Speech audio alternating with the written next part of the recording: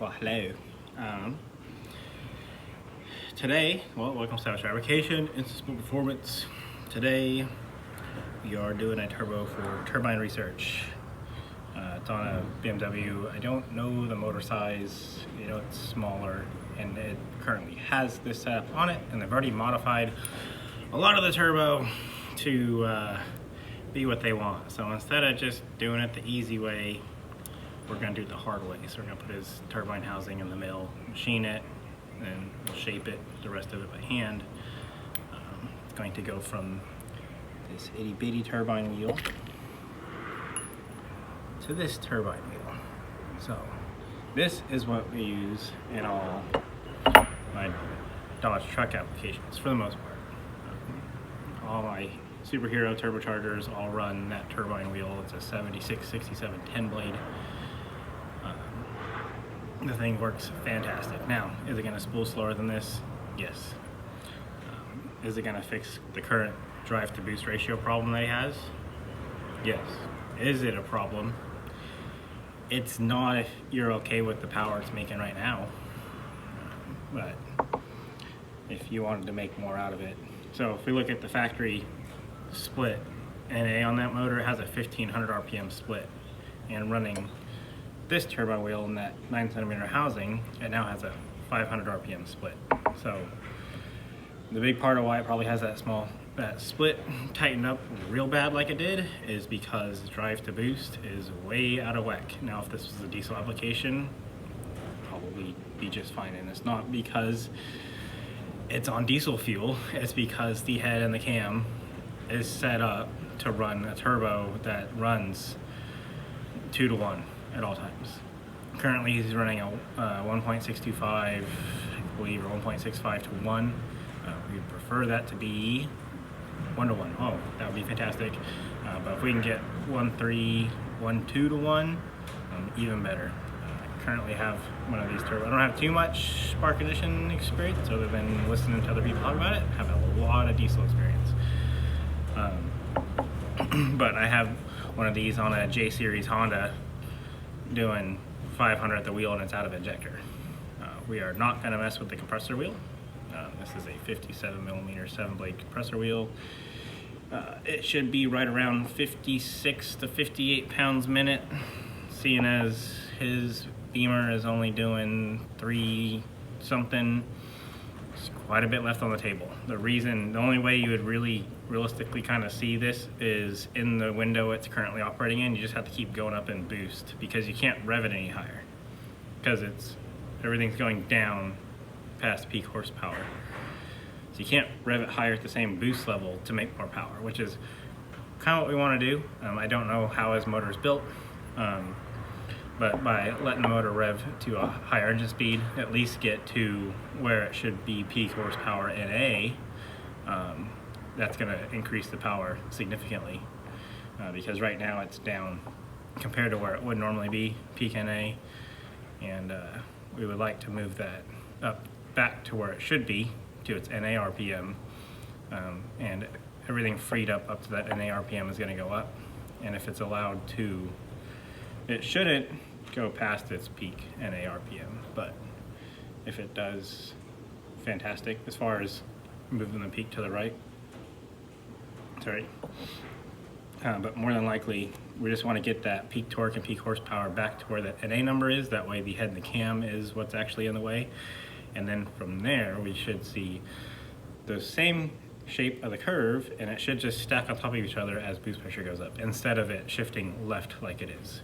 So yay, fantastic. It's making killer torque and killer horsepower compared to its NA numbers, but its power window has went from here to there. So that's kind of the sucky part, right? So it responds great and does everything fine, but the only way you're going to make more power is to raise the boost in that window, and that's going to have a drastic effect on torque production because it's at such a low engine speed, and I do not know what those motors can handle torque-wise. So by getting the exhaust back to where it needs to be, that's going to let him increase the engine speed at the same boost level, which will make more power, and then from there he can start raising the boost levels up, because once we know that the head of the cam issue, and he's not going to change the head of the cam, at least not at this time, then now we have this nice big window that we're working in, and we can stack the graphs up on top of each other.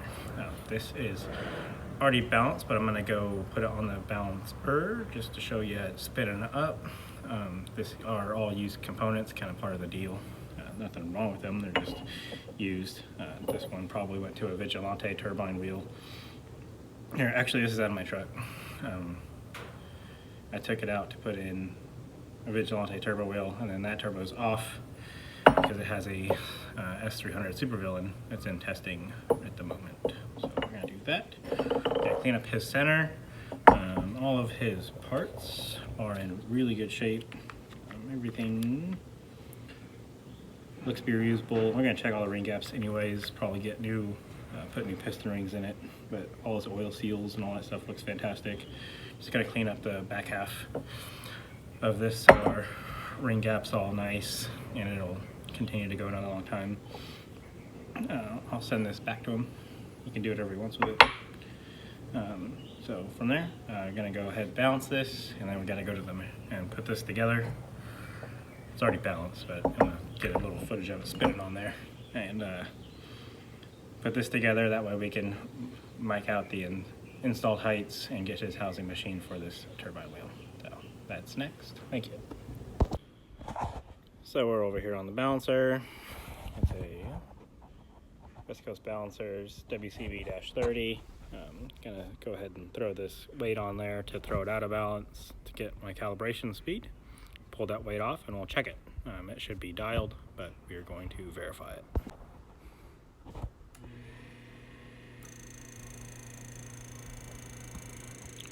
Calibrated 12 o'clock. You can do whatever you want, but 12 just makes it easy. Weights off.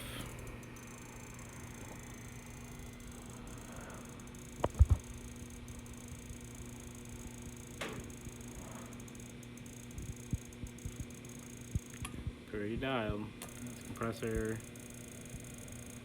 Here's turbine.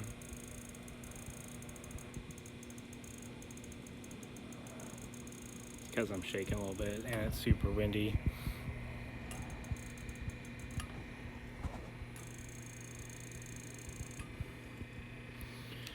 Yeah, it's good to go. Just gonna mark it all out and line it, go clean that center, and get it reassembled.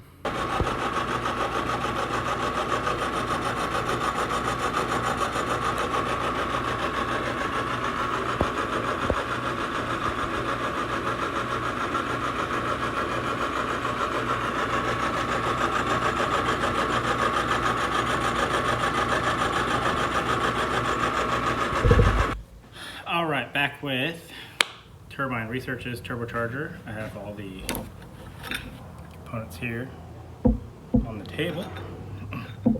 So in this case, looking at, like we talked about before, looking at his dynagraphs, I think it's like at 400 wheel. The compressor on this thing will crank out way more than that. We're doing 500 wheel on a J series with smaller and older. This is a newer 57 millimeter compressor wheel. It should be about in the 56 pound-minute range.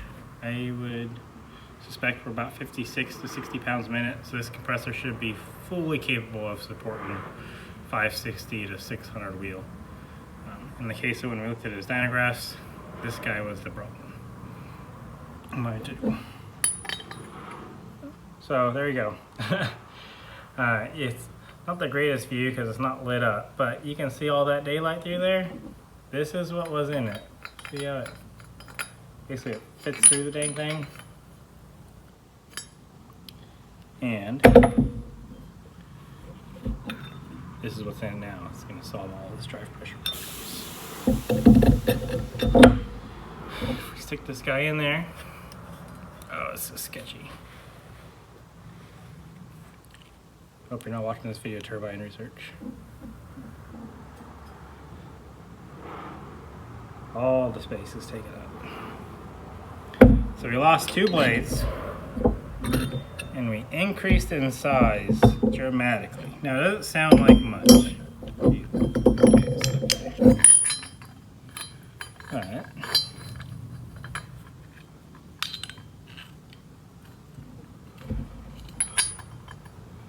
Here's the factory turbine for a 351.